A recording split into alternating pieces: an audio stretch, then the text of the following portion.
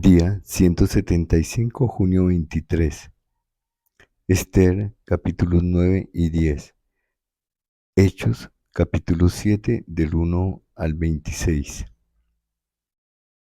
Esther, capítulo número 9. Los judíos destruyen a sus enemigos. En el mes duodécimo, que es el mes de Adar, a los 13 días del mismo mes, cuando debía ser ejecutado el mandamiento del rey y su decreto, el mismo día en que los enemigos de los judíos esperaban enseñorearse de ellos, sucedió lo contrario, porque los judíos se enseñorearon de los que los aborrecían.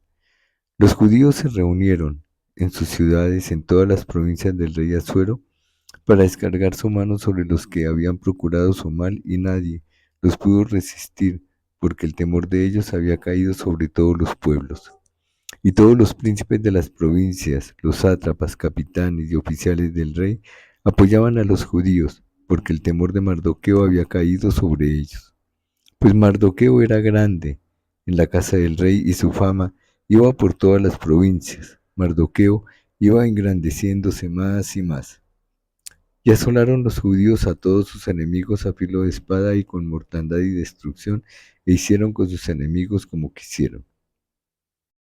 En Susa, capital del reino, mataron y destruyeron los judíos a 500 hombres. Mataron entonces a Parasandata, Delfón, Aspadat, Porata, Adalía, Aridata, Parmasta, Arisai, Aridai, Baisata, 10 hijos de Amán, hijo de Amedata, enemigo de los judíos, pero no tocaron sus bienes. El mismo día se le dio cuenta al rey acerca del número de los muertos en Susa, residencia real. Y dijo el rey a la reina Esther: en Susa, capital del reino, los judíos han matado a 500 hombres y a 10 hijos de Amán. ¿Qué habrán hecho en las otras provincias del rey? ¿Cuál, pues, es tu petición y te será concedida? ¿O qué más es tu demanda y será hecha? Y respondió Esther: si place al rey, concédase también mañana a los judíos en Susa que hagan conforme a la ley de hoy, y que cuelguen en la horca a los 10 hijos de Amán. Y mandó el rey que se hiciese así. Se dio orden en Susa y colgaron a los 10 hijos de Amán. Y los judíos que estaban en Susa se juntaron también el 14 del mes de Adar y mataron en Susa a 300 hombres, pero no tocaron sus bienes.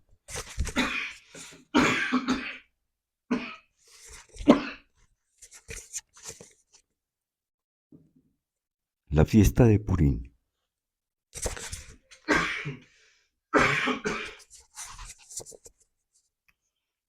En cuanto a los otros judíos que estaban en las provincias del rey, también se juntaron y se pusieron en defensa de su vida. Descansaron de sus enemigos y mataron de sus contrarios a 75,000, pero no tocaron sus bienes. Esto fue en el día 13 del mes de Adar, y reposaron en el día 14 del mismo, y lo hicieron día de banquete y de alegría. Pero los judíos que estaban en Susa se juntaron el día 13 y el 14 del mismo mes, y el 15 del mismo reposaron y lo hicieron día de banquete y de regocijo. Por tanto, los judíos aldeanos que habitan en las villas sin muro hacen a los 14 del mes de Adar el día de alegría y de banquete, un día de regocijo para enviar porciones cada uno a su vecino.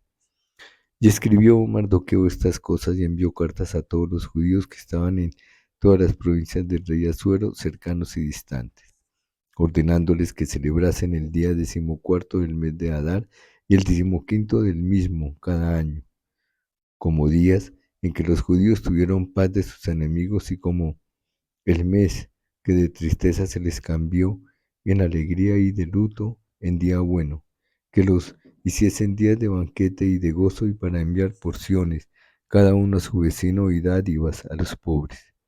Y los judíos aceptaron hacer según habían comenzado lo que les escribió Mardoqueo, porque Amán, hijo de Amedata, Agageo, enemigo de todos los judíos, había ideado contra los judíos un plan para destruirlos y había echado pur, que quiere decir suerte, para consumirlos y acabar con ellos. Mas cuando Ester vino a la presencia del rey, él ordenó por carta que el perverso designio que aquel trazó contra los judíos recayera sobre su cabeza y que colgaran a él y a sus hijos en la horca. Por esto llamaron a estos días Purim, por el nombre Pur. Y debido a las palabras de esta carta y por lo que ellos vieron sobre esto y lo que llegó a su conocimiento, los judíos establecieron y tomaron sobre sí, sobre su descendencia y sobre todos los allegados a ellos, que no dejarían de celebrar estos 2 días según está escrito, tocante a ellos conforme a su tiempo cada año. Y que estos días serían recordados y celebrados por todas las generaciones, familias, provincias y ciudades, que estos días de Purim no dejarían de ser guardados por los judíos y que su descendencia jamás dejaría de recordarlos. Y la reina Ester, hija de Abijail, y Mardoqueo el judío suscribieron con plena autoridad esta segunda carta referente a Purim. Y fueron enviadas cartas a todos los judíos a las 127 provincias del rey Asuero con palabras de paz y de verdad para confirmar estos días de Purim en sus tiempos señalados, según les había ordenado Mardoqueo, el judío, y la reina Ester, que según ellos habían tomado sobre sí, sobre su descendencia, para conmemorar el fin de los ayunos y de su clamor. Y el mandamiento de Ester confirmó estas celebraciones acerca de Purim, y esto fue registrado en un libro. Capítulo 10. Grandeza de Mardoqueo.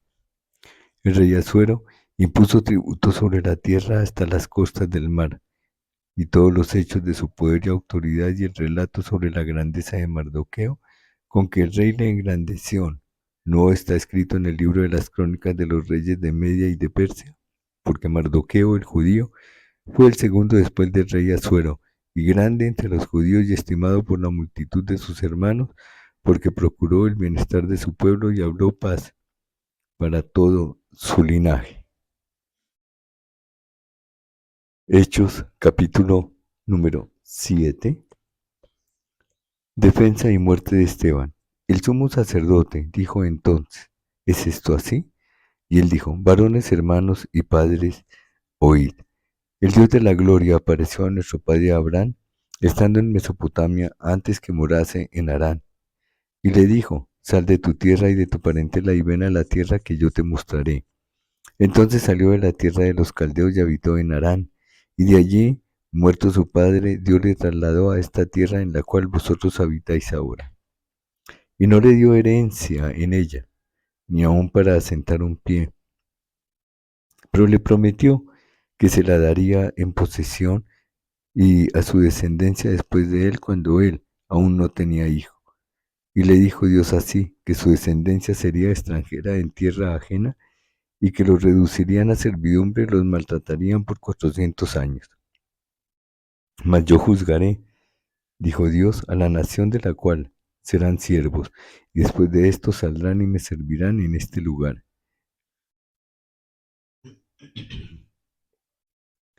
Y le dio el pacto de la circuncisión, y así Abraham engendró a Isaac, y le circuncidó al 8º día, e Isaac y Jacob a los 12 patriarcas. Los patriarcas, movidos por envidia, vendieron a José para Egipto, pero Dios estaba con él, y le libró de todas sus tribulaciones, y le dio gracia y sabiduría delante de Faraón, rey de Egipto, el cual lo puso por gobernador sobre Egipto y sobre toda su casa. Vino entonces hambre en toda la tierra de Egipto y de Canaán grande tribulación, y nuestros padres no hallaban alimentos. Cuando oyó Jacob que había trigo en Egipto, envió a nuestros padres la primera vez, y en la segunda José se dio a conocer a sus hermanos y fue manifestado a Faraón el linaje de José, y enviando José hizo venir a su padre Jacob y a toda su parentela en número de 75 personas. Así descendió Jacob a Egipto, donde murió él, y también nuestros padres, los cuales fueron trasladados a Siquem y puestos en el sepulcro que a precio de dinero compró Abraham de los hijos de Hamor en Siquem. Pero cuando se acercaba el tiempo de la promesa que Dios había jurado a Abraham, el pueblo creció y se multiplicó en Egipto, hasta que se levantó en Egipto otro rey que no conocía a José. Este rey, usando de astucia con nuestro pueblo, maltrató a nuestros padres, a fin de que expusiesen a la muerte a sus niños para que no se propagasen.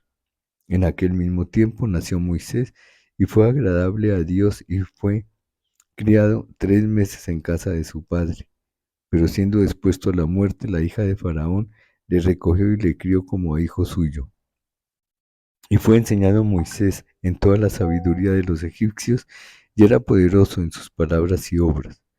Cuando hubo cumplido la edad de 40 años, le vino al corazón de visitar a sus hermanos los hijos de Israel.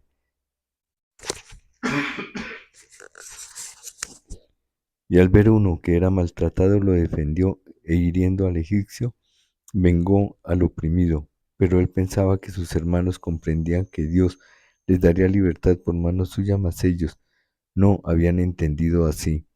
Y al día siguiente se presentó a uno de ellos que reñían y los ponía en paz, diciendo: varones, hermanos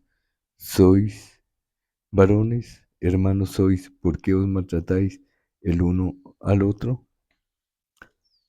Fin, día 175, junio 23.